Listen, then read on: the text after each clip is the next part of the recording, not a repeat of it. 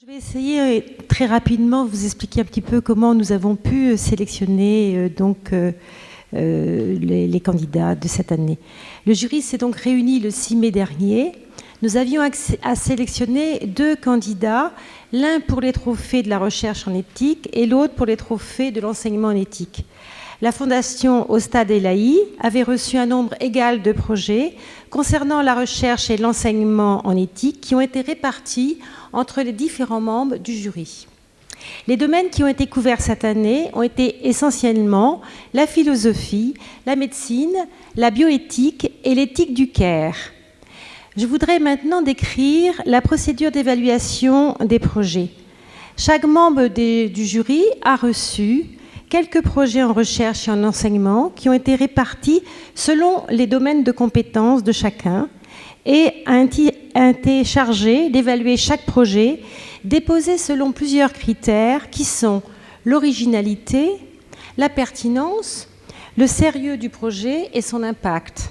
Alors, pour préciser rapidement ces critères, on parlera de projet original en ce sens où le projet est novateur, inhabituel, particulier ou non orthodoxe.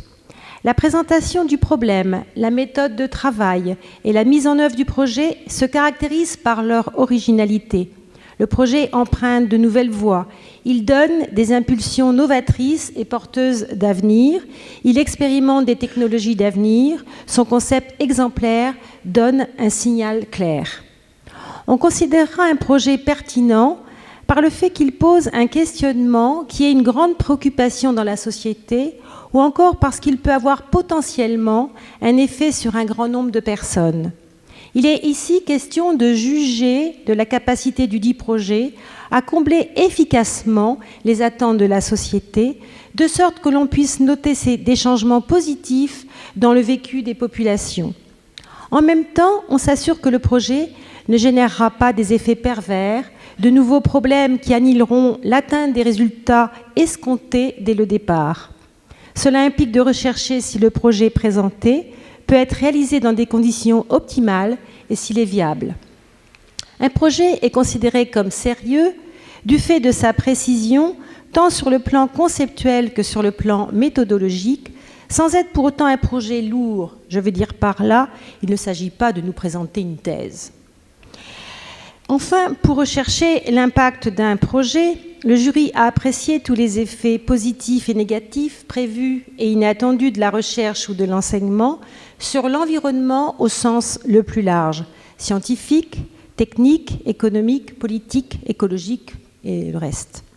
Chaque projet a ainsi été évalué par 3 rapporteurs, ce qui a permis d'avoir un avis particulièrement fiable. Pour chaque dossier, nous avons eu ensuite une discussion dans un premier temps entre les rapporteurs et dans un second temps avec l'ensemble des membres du jury. Puis nous avons procédé à un vote. Seul un vote à l'unanimité permettait d'être lauréat des trophées de la recherche ou de l'enseignement en éthique. Cette année, il y a eu unanimité pour le lauréat des trophées de la recherche en éthique, mais par contre, le jury a estimé unanimement que les dossiers reçus en matière d'enseignement en éthique, bien qu'intéressants, ne pouvaient prétendre à un trophée d'enseignement en éthique ne répondant pas suffisamment aux critères d'exigence requis par le jury. Par contre, comme vous le verrez tout à l'heure, un prix spécial a été décerné, mais je ne vous en dis pas plus pour l'instant. Quelques mots sur le jury. Bien évidemment, tous les membres du jury s'intéressent à la dimension transversale de l'éthique. Je sais d'ailleurs que la Fondation les a sollicités dans cet esprit. Le jury, qui fonctionne maintenant depuis 6 ans, a acquis une vraie expertise et tient à maintenir dans son évaluation une rigueur pour que les trophées aient un réel niveau d'exigence et d'excellence. Laissez-moi encore vous donner quelques impressions sur le fonctionnement du jury.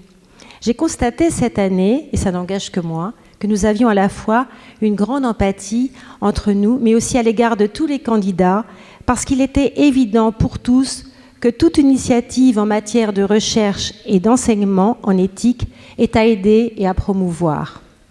Dans l'esprit de la Fondation Au Stade Elahi, nous avons eu le souci que tous les membres du jury puissent s'exprimer. Les discussions ont été enrichissantes et dans une ambiance très confraternelle. Sans doute, les membres du jury partagent des valeurs communes, c'est le sentiment que j'ai eu personnellement. Et je voudrais ici remercier au nom de nous tous la Fondation Ostade et Laï de nous avoir conviés une fois de plus à participer à ce jury. Je veux dire combien il est rare, et je peux en parler pour avoir dirigé pendant 8 ans un laboratoire spécialisé en éthique, de rencontrer un tel consensus entre les membres. L'éthique n'était pas là que des mots, mais portée réellement par tous. L'heureux élu, c'est M. Éric Fourneret, qui est là, présent. Je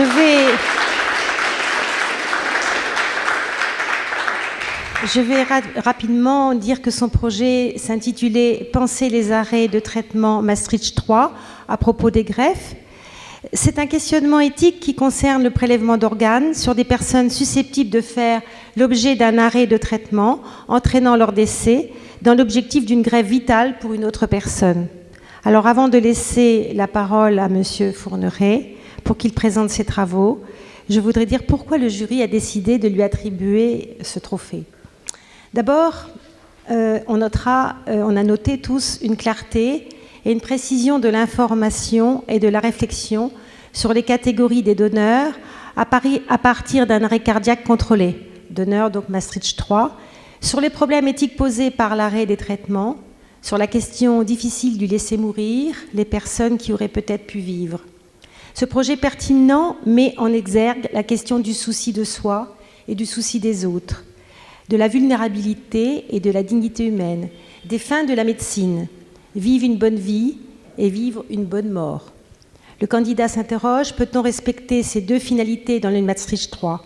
Ce projet traite la question de l'intégrité de la personne humaine, celle de sa conscience, du critère d'existence. De plus, M. Éric Fourneret montre une grande rigueur dans sa démarche et apporte un éclairage intéressant par le caractère interdisciplinaire de son investigation, à la fois l'apport d'une réflexion en philosophie morale, en sciences sociales et en philosophie de la technique.